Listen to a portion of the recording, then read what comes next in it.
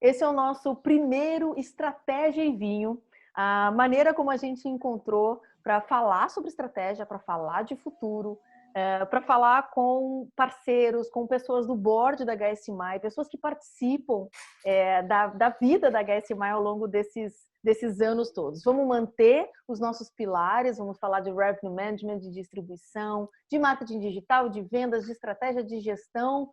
E esse primeiro vídeo nós vamos falar sobre o Revenue Management, o papel do RM, precificação, vamos falar de forecast, enfim. E ninguém melhor, a gente chamou aqui duas pessoas que são parceiros desde sempre, que é o Luiz Felipe Albuquerque, que é o Head de RM da Hyatt no Brasil, e o Ricardo São Souza. Paulo. O Hyatt São Paulo, já estou te promovendo já. E o Ricardo Souza, que é o Head da OTA Insight, que inclusive agora é América Latina, né, Ricardo? Isso aí. Muito América bem. Latina a partir de agora. Muito bem. Então, bom, vamos começar. Eu queria ouvir um pouquinho de vocês, a visão geral que vocês têm desse momento, né? Sabemos o que está acontecendo, mas eu queria ouvir de vocês um pouco qual é a visão, quais são os próximos passos, para onde que estamos indo, o que está acontecendo. Me fala a visão de vocês aí hoje. Mas antes disso, né, brinde. Afinal, é a estratégia com vinho, né, gente? Um brinde. Então, o meu é branco brinde. hoje. Saúde. Quem vai começar? Eu posso falar, acho que quando a gente fala de precificação, num momento como a gente está hoje, eu tenho ouvido bastante gente falar de não ter guerra de preço. Acho muito importante todo mundo reforçar isso. Acho que é um histórico que nós temos na hotelaria, onde a gente sabe para onde isso leva a gente, sabe o quão prejudicial é isso. Mas o que a gente não sabe é que essa crise sanitária/econômica/ política que a gente está vivendo é sem precedentes. Então, vai muito provavelmente acontecer guerra tarifária. Não tem muito para onde a gente fugir disso. Os negócios reduzindo uma demanda da maneira como está reduzindo, e mais do que isso, pelo tempo que vai ser reduzido, vai acabar sendo muito inevitável ter essa guerra tarifária. O que cada hotel, cada rede, enfim, vai precisar entender é como escapar disso, é como não cair nesse risco, nesse problema, nessa questão, e como sobreviver a essa possível guerra tarifária que muito provavelmente vai acabar vindo pela frente. E nada melhor do que dados para a gente conseguir passar por cima dela, né? Você sabe que eu estava vendo um pessoal fazendo uma live no LinkedIn e eles estavam falando de uma pesquisa do Facebook, falando de inovação e tudo mais. E essa pesquisa mostrou que as empresas pequenas e médias, geral, tá? Não é só turismo, geral.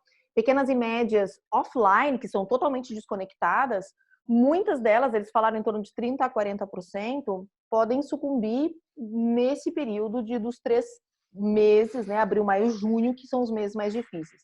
Mas das que resistirem, 25% podem sucumbir a uma guerra de preço posterior. Né? Na Confederação Nacional do Turismo tem um dado de que 10% dos hotéis fecham e 30% de restaurantes similares. Olha só. Honestamente, acho que 10% talvez seja até pouco. Otimista. Dependendo do tempo, um pouco otimista, dependendo do tempo que essa situação vai permanecer. Ricardo, como é que você vê isso? Eu acho que isso é um momento de uma renovação. Muita gente fala de uma maneira muito abrangente, muito teórica, né? Momento de renovação, de repensar os negócios como um todo. Mas eu acho que é mais do que repensar os negócios em qualquer área como um todo, é repensar as práticas individuais ou coletivas de uma equipe ou de um profissional de trabalho. Ou seja, aquilo que às vezes você não dava tanta atenção passa a ser muito mais relevante hoje em dia. Aquilo que você não fazia de uma maneira tão bem feita passa a ser muito mais relevante atualmente. Ou seja, a dinâmica das estruturas e das estratégias de trabalhos eu acho que vão mudar.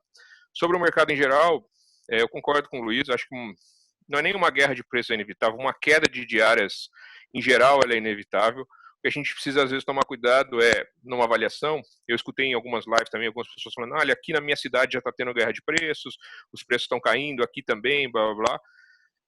Não necessariamente há uma guerra de preços em curso em alguns mercados, mas sim um reajuste natural dos níveis de diária, né? Porque a gente sabe que os níveis de diária eles são pressionados por fatores de demanda que nesse momento atual e até nos próximos meses, eu diria talvez até o final de 2020, a demanda não vai acontecer nos mesmos níveis esperados anteriormente. Então, naturalmente, há um reajuste de preços baseado nesse reajuste de demanda.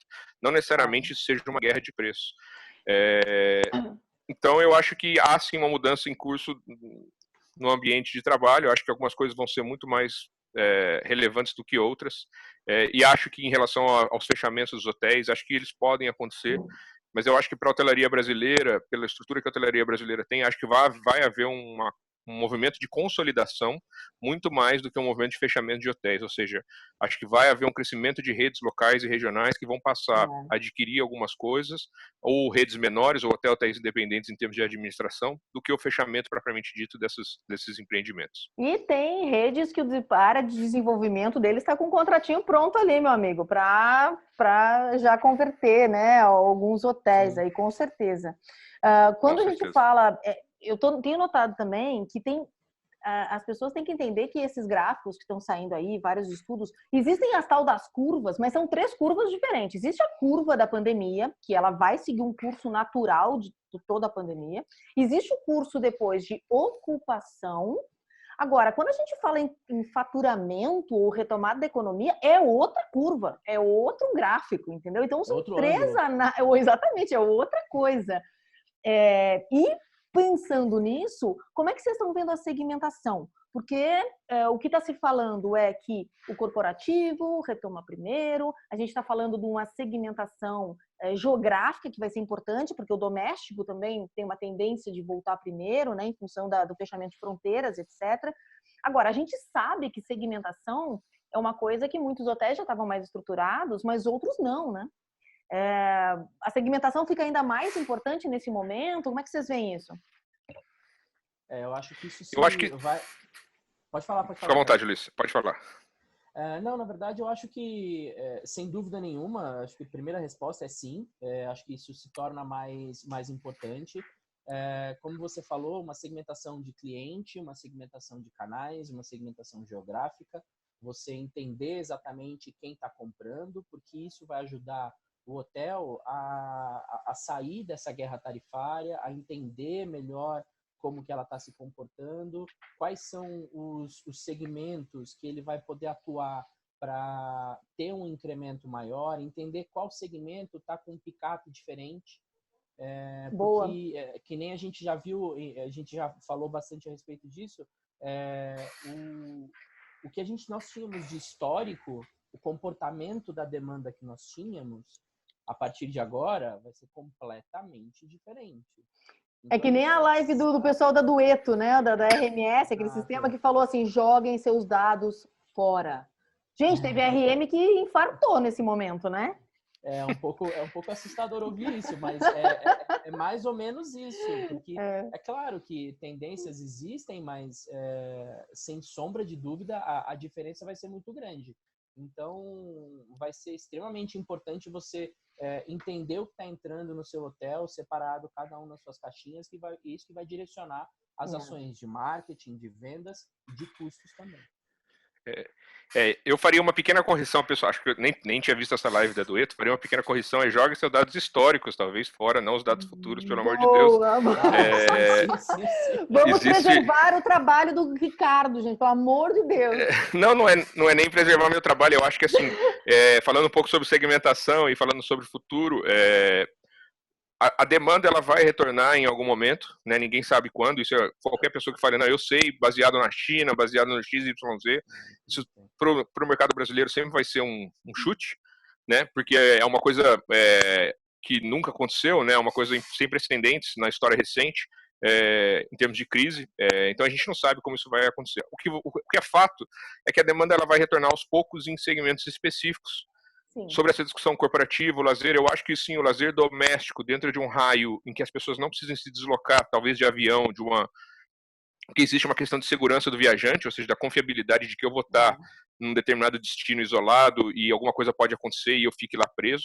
Então, acho que um destino num raio, acho que isso pode acontecer. O corporativo, houve uma queda, ou seja, não é uma queda de demanda, houve uma interrupção total dos negócios corporativos. Então, naturalmente, as empresas vão ter que voltar, algumas delas, obviamente, com restrições devido à segurança do viajante, mas também de custos, mas isso vai acontecer. Mas o mais importante é que a segmentação vai ajudar os hotéis a começarem a identificar tendências, ou seja, se você tem uma segmentação muito bem estruturada, ou seja, uma segmentação inclusive granular, ou seja, uma profunda, você vai conseguir em micro segmentos começar a identificar um pouco de uma tendência, ou seja, se você está acompanhando seu pick-up a nível de segmentos para os próximos 6 meses, a gente não está mais olhando pick-up, que era uma prática comum de RM, para o mês seguinte, para os próximos 90 dias, isso não faz sentido agora. Mas pick-up para os próximos 6 meses, daqui a um mês vai começar a fazer muito sentido. E se um hotel consegue ter essa visão, ele começa primeiro a identificar quais são esses segmentos, e sabe, bom, se esses segmentos estão começando a me dar um sinal de retorno, eu vou começar a apostar os meus recursos de marketing financeiros, de recursos humanos, de tempo, exatamente nesses segmentos. E eles saem numa vantagem competitiva aos hotéis que não fazem, que enxergam tudo como uma coisa só, ou às vezes tem uma segmentação muito abrangente, em que muitas coisas querem dizer exatamente a mesma coisa. Então, eu acho que essa é uma das... Eu confesso que eu tô me dá um pouco de agonia quando eu vejo hotéis agora colocando coisas na rua para todo mundo, para todos os canais, para todos os segmentos, para todos os períodos, sem distinção, tipo 60% de desconto até dezembro. 70% de desconto até isso, olha, gente, isso não é estratégia, tá, gente? Isso é desespero, pelo amor de Deus. E são esses os dados, justamente, que vão ajudar na criação de um forecast. Exato. Eu acho que isso é o drive principal para poder construir o forecast que os hotéis que não construíam vão ter que passar a construir, e quem fazia um forecast com uma periodicidade distante uma da outra vai ter que começar a trazer isso para o plano diário. Não é 2 meses, são 60 dias, né? Não é um mês, exato. É 30 dias. Exato, e assim, é uma coisa, é uma análise diferente. Diária que tem que ser feita, e a janela que eu entendo agora que tem que ser visualizada é de 365 dias. Porque eu falo 365 dias e não um ano, porque conforme os dias vão passando, você continua olhando lá para frente. E vai ser muito importante olhar lá para frente. E não adianta agora falar assim, mas a minha demanda, historicamente eu não tenho demanda com essa janela. O histórico pode mudar. E eu ouvi esses dias, tipo assim, não, o mercado corporativo, por exemplo, está pensando entre 30% e 40% a menos para 2021. Então, vamos pegar de julho a dezembro de 2019, vamos tirar aí 30%, 40%, né, a menos, e vamos começar a trabalhar para o forecast do segundo semestre de 2020, de julho a dezembro, o de 2019 menos 40% ou 30%. Faz sentido isso para vocês? Nenhum. Na minha cabeça, zero sentido. Não.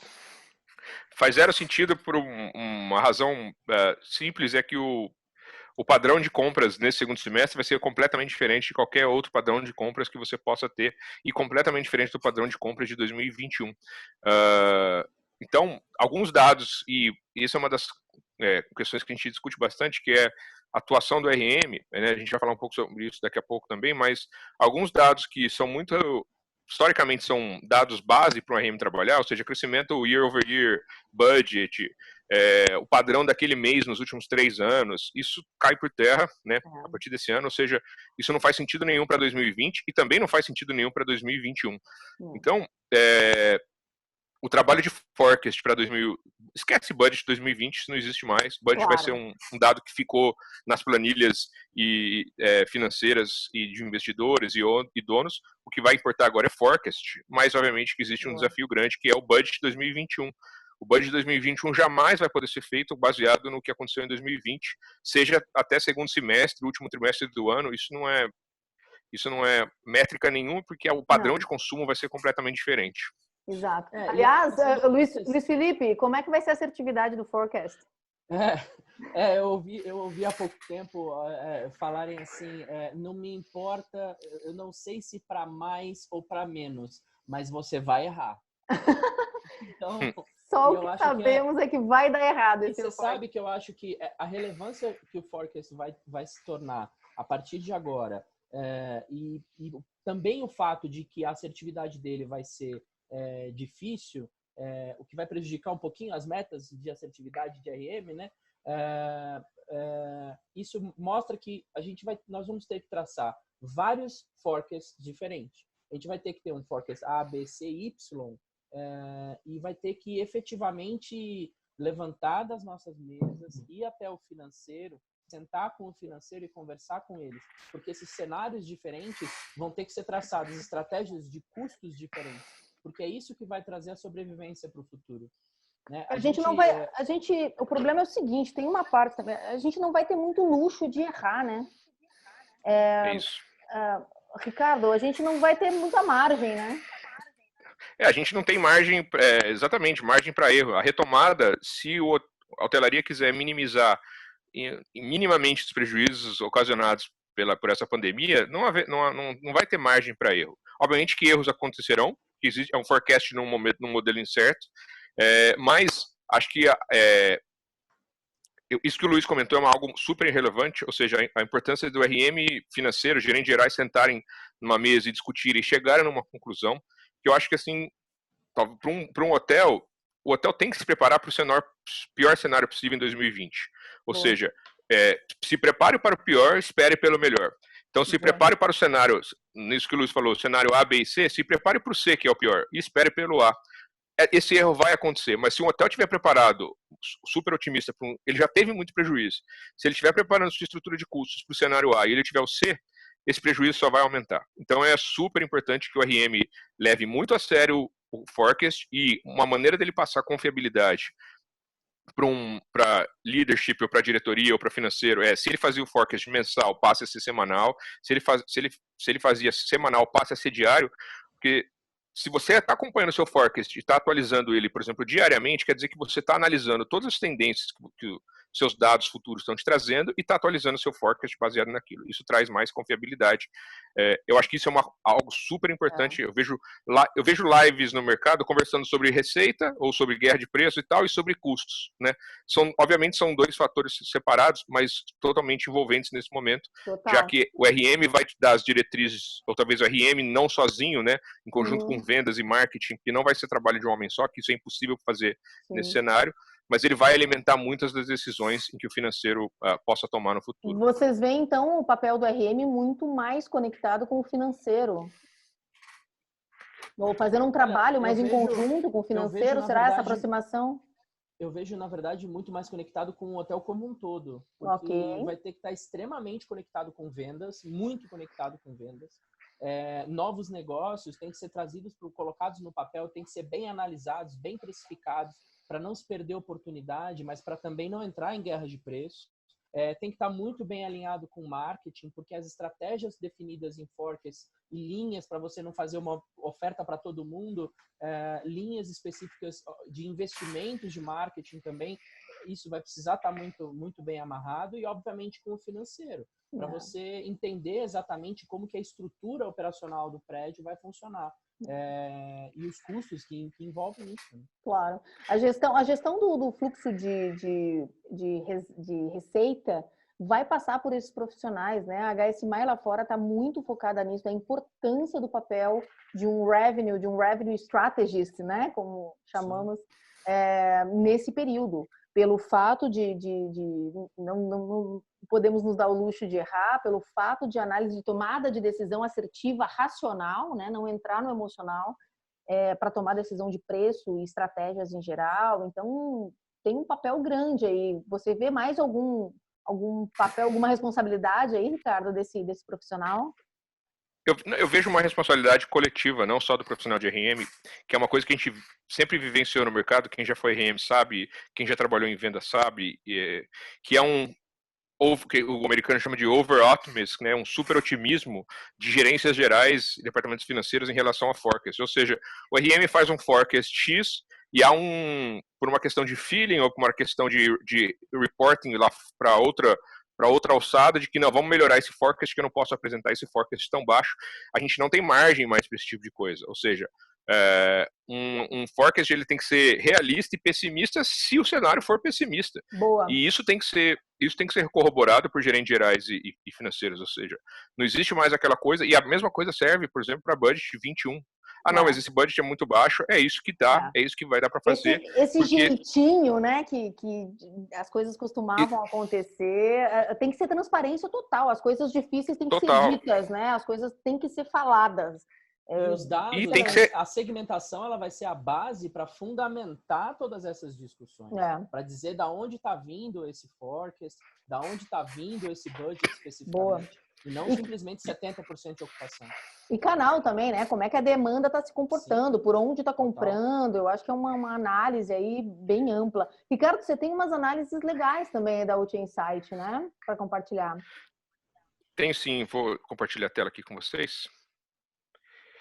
A gente estava, na UT Insight, a gente usa a nossa base de dados para dar uma olhada um pouco no mercado em geral, e aqui a gente trouxe alguns dados aqui de São Paulo e Rio, principalmente, né, são os mercados que mais interessam para a gente.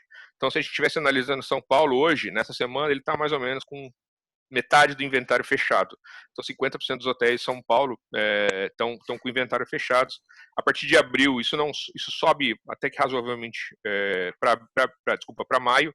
A partir de maio, aproximadamente 30% do inventário continua fechado, ou seja, mais ou menos 70% da cidade reabre o inventário, né, 68%, e depois, em junho, esse crescimento passa para 91%, ou seja, em junho a gente teria 91%.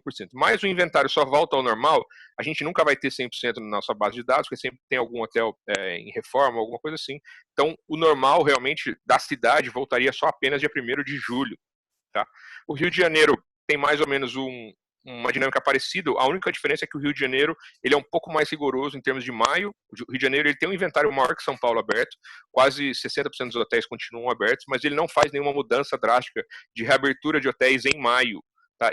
Essa mudança ela estava presente na nossa base de dados. Se a gente fosse olhar 3 semanas atrás, alguns hotéis reabririam em maio, mas houve sim uma mudança dessa estratégia e a maioria dos hotéis estão reabrindo aqui dia 1º de junho, passando para 80% da cidade, ou seja, apesar do Rio ter um volume de inventário maior do que São Paulo aberto, em junho ele passa a abrir menos hotéis do que São Paulo, então ele passa a ter uma oferta de hotéis abertos menor que a de São Paulo. Isso só se retoma a partir ali de julho. Então são dados que também mostram uma potencial curva de reabertura dos hotéis. Isso é algo super relevante, porque a gente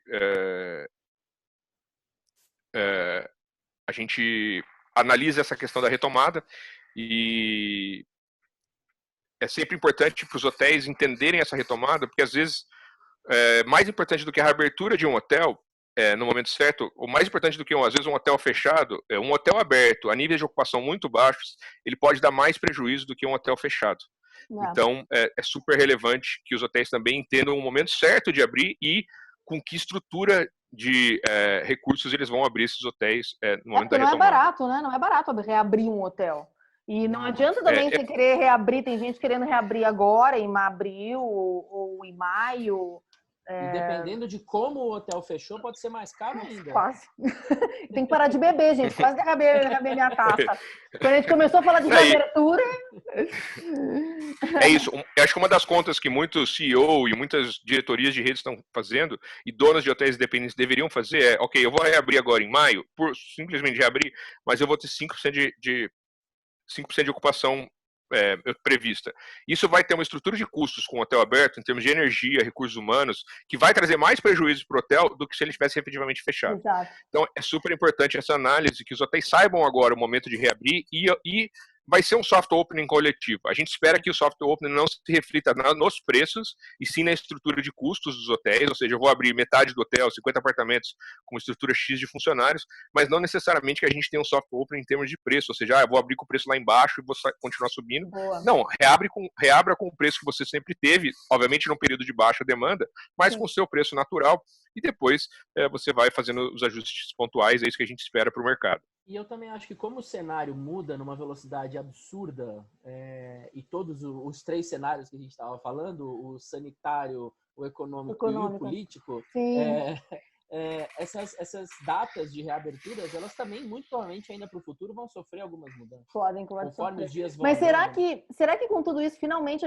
os hotéis vão saber o seu custo por apartamento, gente? Ou é pedir demais? Não, aí é pedir demais. É demais, é verdade. Aí é. Já estamos... vai mudar muito agora, né? Já estamos alguns minutinhos do nosso término. Eu quero terminar. A gente vai ainda tem muito a falar sobre esse assunto. Vamos voltar com certeza. Mas eu quero perguntar para vocês o seguinte: o que vocês estão aprendendo nesse isolamento? Posso começar dizendo o seguinte: eu descobri que eu falo mais alto do que eu imaginava e o meu marido também fala alto pra caramba. Então a gente pegou 2 cômodos assim completamente separados um do outro. Porque se a gente faz reunião ao mesmo tempo, um não ouve, não consegue ouvir nada. O que vocês descobriram aí na casa de vocês nesse isolamento? Eu vou falar primeiro porque o Ricardo já trabalha em casa, acho que já há um pouco mais de tempo, mas para mim é um pouco novidade. Mas trabalha-se mais, mas eu tenho a sensação de que trabalha-se melhor, sabia? Você é mais leve, você consegue fazer as coisas. Claro que com uma criança de 1 ano e meio em casa não é tão fácil. De vez em quando abre a porta, dá um oi. De vez em quando abre a porta, aparece na janela aqui e tal. Mas você acaba trabalhando mais e parece mais gostoso, assim, é mais agradável. Ricardo? Eu acho que não é algo que eu descobri, como o Luiz falou, né? Já quase 2 anos trabalhando no home office, mas eu acho que é algo que eu tenho observado. Na minha rotina a gente faz ainda muito conference call, muita demo e tal, e sempre compartilhando tela, mas com câmeras fechadas. E as pessoas começaram, de um tempo para cá, fazer esses conference calls com câmeras abertas, muito pela necessidade de se conectar. Legal. Eu acho que isso traz uma humanidade à relação de negócios super importante. É perigoso. Ou seja, os memes atuais são todos dessa galera aí, nova sim. nas lives. Mas eu acho que traz uma humanidade, ou seja, as pessoas, você está vendo a sala de alguém, você está vendo o quarto de alguém, você às vezes a pessoa está conversando com você e chega como o Luiz comentou, o filho de 1 ano, o cachorro, o gato, o papagaio. Isso é uma humanidade necessária para o modelo de negócio. Eu acho que a gente vai, daqui talvez 2 meses, a gente vai viver um novo choque, que é, as pessoas tiveram um choque grande de sair do ambiente de trabalho e começarem a trabalhar em casa. Eu acho que, obviamente, tem muita gente pedindo, pelo amor de Deus, para voltar para o escritório, para a baia ou para a mesa que a pessoa tenha, mas eu acho que vai haver um choque muito grande das pessoas que voltarem ao ambiente de trabalho e falar assim, nossa, eu adorei trabalhar em casa. Isso vai ser uma mudança futura que a gente ainda ninguém pode prever. Muita gente fala, não, vai mudar completamente o mercado de reuniões, o mercado de trabalho. Eu acho que tudo a se aguardar, a memória das pessoas é muito curta, mas eu acho que isso pode sim trazer um elemento de as pessoas, de uma flexibilidade maior por parte das empresas, porque assim, eu não troco meu home office por nada. Eu só quero dizer uma coisa, o que vai acontecer que é certo tem muita gente que vai se separar e tem muito bebê que vai nascer lá em janeiro, entendeu? Janeiro, fevereiro. Isso é verdade. Certamente.